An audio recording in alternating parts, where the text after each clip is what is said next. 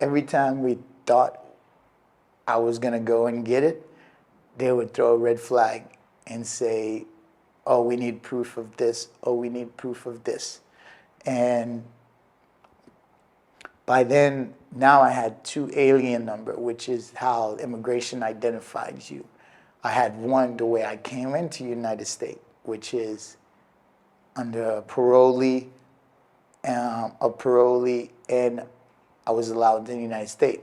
Well, when my sister applied for my permanent residency, she did not have that information, so she got me a new number. So that's why the immigration lawyer told my mother, like, hey, you should hire a lawyer because he has this information, and we're like, oh, we know it, so we'll do it ourselves. And unfortunately, that was not the right decision. And every time I went, that's why they needed more proof that I didn't leave the United States, which I never did. Or have you work? And I worked since I was 15. Like, so much information. And every time we, like I said, we thought we were clear, we get there, someone say, oh, we just need this little information, send it in, we'll be clear. And I remember the last time I went in for an interview, and this is probably 10 years into it now, if not, no, I would say eight years into it. It was a guy named Dan Meyer.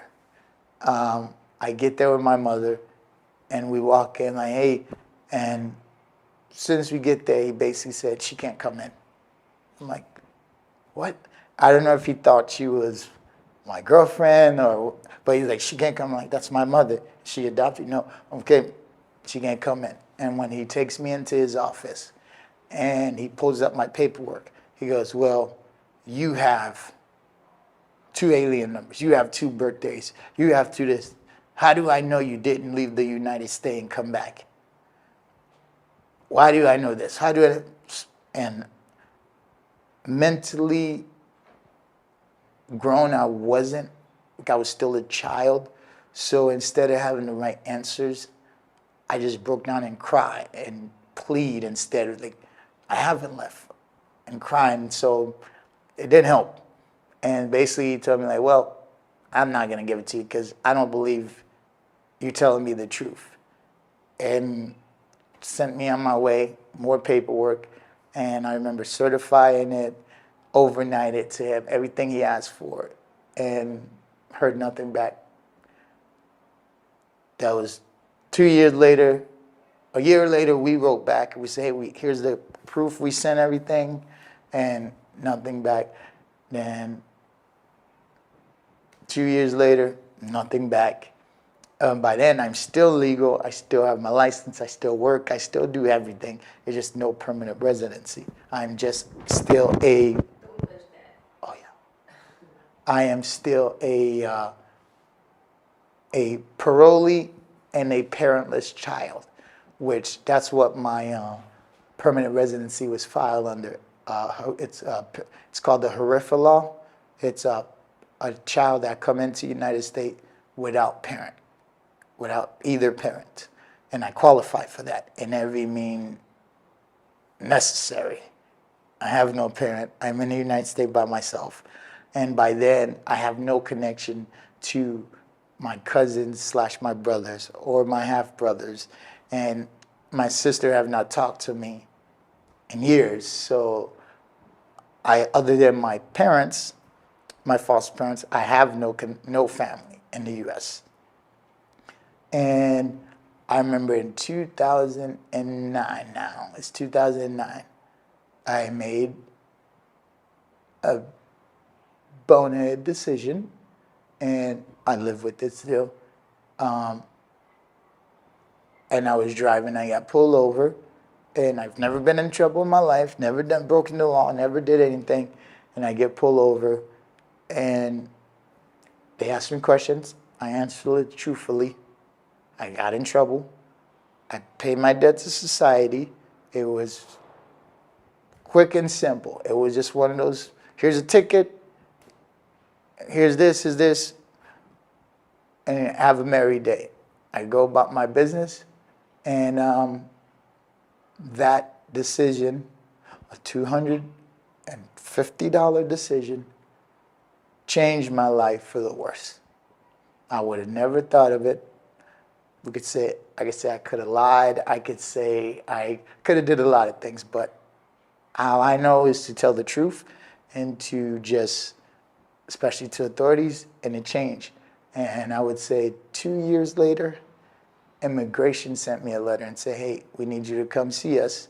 So I went to check in. They said, okay, well, this is not what you should have been doing, so you have to find a way to get this off your record. I didn't know exactly what they meant by that, so I went and saw an immigration judge, and the immigration judge understood what happened, so gave me a protective custody. So I was a non-removable alien. So I was set. They wasn't going to send me back, but now they wasn't going to give me my permanent residency. I was just safe, but stuck in a loophole, as my mother called it. And that's been like that ever since. And then I would say in 2015, I got pulled over for DUI, but it was not a DUI. I ended up getting just a ticket because I passed every field test, all the sobriety tests. I was just in the wrong place at the wrong time, and I filled a description, which was fine, and got a ticket. And now in 2017, August 2nd, I was picked up, asked for my name, gave my name, and taken into custody, and what they call is put an ICE hold on you. And I was put an ICE hold, had to wait for immigration because my protective status from the judge no longer exists with the new immigration laws that have been passed, because that was in 2009 or 10 that I got that. Now we're in 2015, immigration law has changed. So I waited for ICE. They put me in their detention center, and I thought I was gonna get released eventually, stay in America, and be with my family, and live my daily life.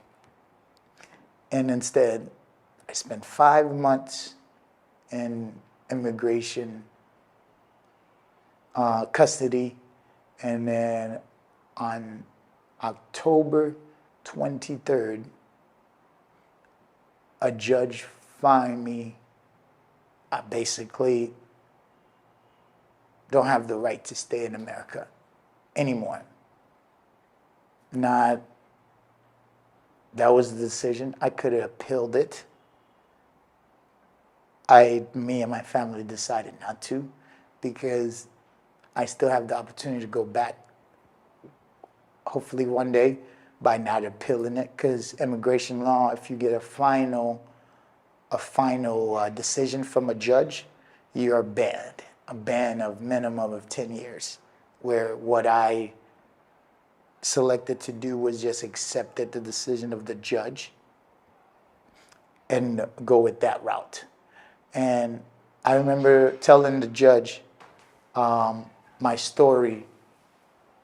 One of the times I saw her, she cried, my mother cried, I cried of my background.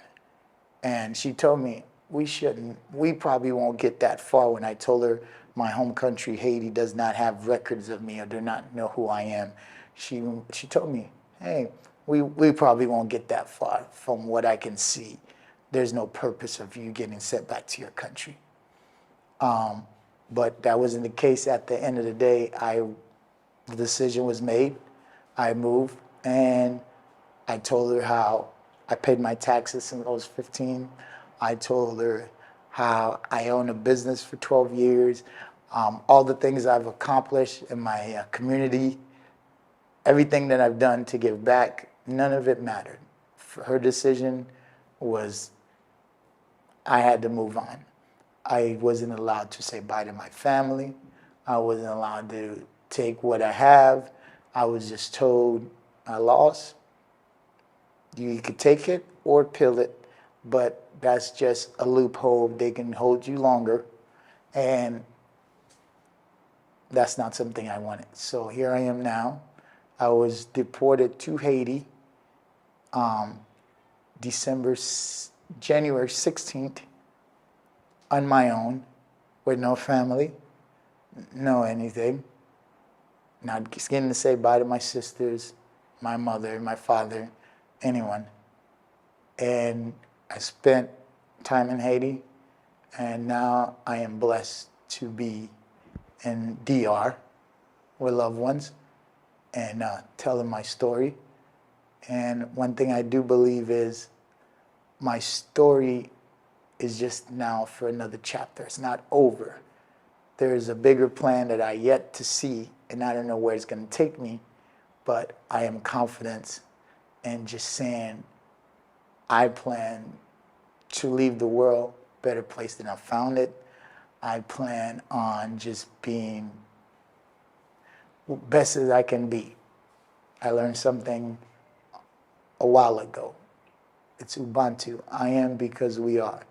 And my story is not just about me, it's about how so many people has influenced me in so many ways to make me the man I am today. So what I believe is I never want to let these people down. So no matter what the circumstances is that happens to me personally, I will fight. I will stay positive. I will see the glass half full instead of half empty. And thank you for listening. Once again, my name is Junior Toussaint, and this is my story.